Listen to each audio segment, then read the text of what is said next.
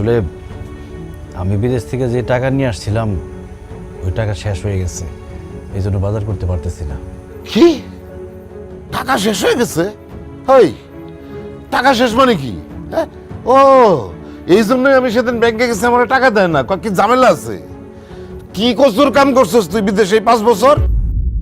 বাড়িতে একটা বিল্ডিং তুলতে পারলি না, তোর বোনটারে বিয়া দিতে পারলি না। হ্যাঁ, আরে আমি তো মনে করছি 1 কোটি কোটি টাকা নিয়ে বাড়িতে আইছে।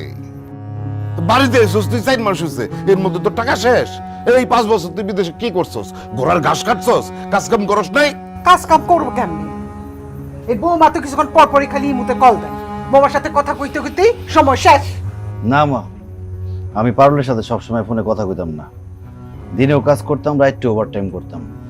টাকা পয়সা যা কামাইতাম তোমাদের সংসারে খরচের জন্যই তো পাঠাইতাম, আর নিজে একটু একটু করে জমাইছি। এখন বিদেশে আগের মতো ইনকাম নাই আব্বা। ফালতু কথা বলবি না আমার সাথে তুই। বিদেশে এখন আগের মতো ইনকাম নাই। ওই বেটা, ইনকামই যদি না থাকে তাহলে খালেকের পোলায় তার বিদেশি ইনকামের টাকা দিয়ে এত বড় বিল্ডিং তুললো কেমনে? এর বাপ মারে ওমরা হাউস করাইলো কেমনে? তুইও তো সৌদি থাকোস, তুই তো তোর বাপ মারে ওমরা হাউস করাইতে পারলি না। আব্বা, সবার কাজ তো একরকম না, সবার মালিকও একরকম না।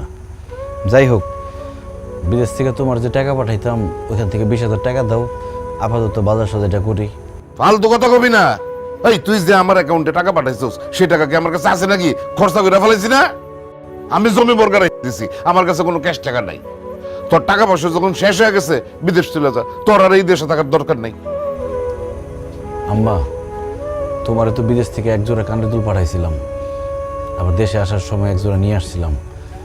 ওইখান থেকে কি একজোড়া কানের দুল আমার দিবা? বেইসা কয়েকটা দিন একটু চলতাম।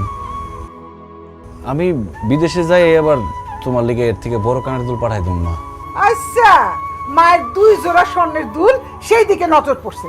তোর তো বউয়ের স্বর্ণের গহনার অভাব নাই, সেদিকে নজর পড়ে নাই। হ্যাঁ, নাকি বউয়ের কাছে বলতে বউ আকাশ? আমার 1 জোড়া কানের দুল সাদিয়ার বিয়ার সময় দিব, তোরে দিতে পারবো না। তোর বউয়ের স্বর্ণের গহনা বিক্রি কর, সাথে আমাকে দিয়ে খাবো না।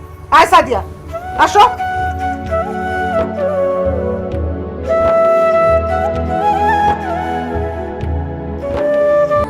আরে বন্ধু, তুই আইসস? চল চল দোকানে চল, চা নাস্তা খাওয়াবি। দোস্ত, চা নাস্তা যা খাইতে চাস খাওয়াবো, সমস্যা নাই, কিন্তু আমার একটু হেল্প করতে হইব। অবশ্যই, বল কি করতে হইব? দোস্ত, আমার 20,000 টাকার খুব দরকার। আমার 20,000 টাকা ধার দে, আমি বিদেশে গিয়া তোর 20,000 টাকা পাঠাই দিব। দূর বেটা, তোর কি মাথা খারাপ হয়ে গেছে? আমি 20,000 টাকা কই পাম? তুই না মাছ চাষ করস, পোলট্রি ফার্মের ব্যবসা করস, তোর কাছে টাকা নাই? না রে, টাকা নাই, ব্যবসার মধ্যে সব টাকা খাটায় ফেলাইছি। তমাল, তাহলে তুই আমার 20,000 টাকা দে। আরে বেটা, আমি করি ইলেকট্রিকের কাজ, আমি কয় টাকা কামাই এই কাম কইরা? আমি 20,000 টাকা করতে দিব, আমি দিতে পারবো না। কমাল, আমার একটা জরুরি কাজ আছে, বুঝছস? তোকে লগে পরে দেখা করুম নি, এমন জায়গা। দোস্ত, তাহলে একটা কাজ কর, গ্রামের মধ্যে আমার কোনো একটা কাজের ব্যবস্থা করে দে। আরে বেটা, এটা কোনো কথা কইলি? তুই সারা জীবন আসিলি সৌদি আরবে, রাজা বাদশা গুলোকে চলাফেরা করছস। গাঁও গ্রামের এই কাম কি তুই করতে পারবি? পারবি না। তুই এক কাম কর, তোর যেহেতু টাকার দরকার, হোন্ডাটা বেচা দে। ও, তাছাড়া তো আর কোনো উপায় নাই।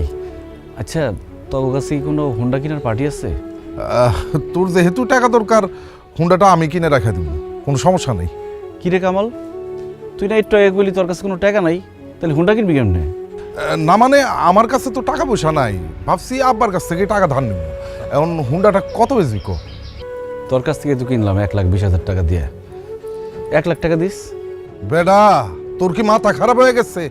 1,20,000 টাকা দিয়ে 4 মাস আগে হুন্ডাটা কিনছস, আর এখন 1 লাখ টাকা দাম চাইতেছস। 50,000 টাকা দিমু, হুন্ডাটা দিয়ে দে। কি কস কামাল, তোর কাছ থেকে তো হোন্ডাটা কিনলাম 1,20,000 টাকা দিয়ে, তুই 50,000 টাকা কস কোন বুঝে? আরে কামাল তো 50,000 কইছে, অন্য কারোর কাছে বেচতে গেলে 30,000 টাকাও দাম পাবি না। তোর যেহেতু টাকার দরকার, এই দামে হুন্ডাটা দিয়া দে, পরে কিন্তু এই দামও পাবি না। বিপদে পড়ছি তো, কি আর করার, কিন্তু আজকে বন্ধু বান্ধব চিনলাম।